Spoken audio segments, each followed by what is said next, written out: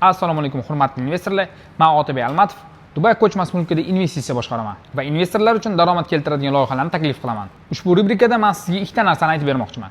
Nima uchun Dubay va nima uchun ko'chmas mulk? Dubay kichkina shaharchadan katta puldorlarning global nuqtasiga aylangan. Asosiy sababi daromad solig'ining yo'qligi, Afrika, Yevropa va Osiyoning qoq o'rtasida strategik joylashuvi, investorlarni o'ylaydigan hukumat boshqaruvi va millionlab daromad keltiradigan mega loyihalar. Dubay ko'chmas mulki London, New York va Singapurga taqqoslaganda ham dunyodagi eng ko'p foyda keltiradigan ko'chmas mulk bozori hisoblanadi. Bozorda qanday qilib daromad topsa bo'ladi? Birinchisi mulk qiymati oshishidan, ikkinchisi ijaradan. Hozirgi kunda Dubayda 4 million aholi bor. 2040-yilga borib aholini 2 barobar oshirish ko'zda tutilgan. Shunda bizga ko'plab maktablar, shifoxonalar, turar joylar va ofislar kerak bo'ladi. Natija mulk qiymatini ham, mulkka bo'lgan talabni ham o'z-o'zidan oshiradi.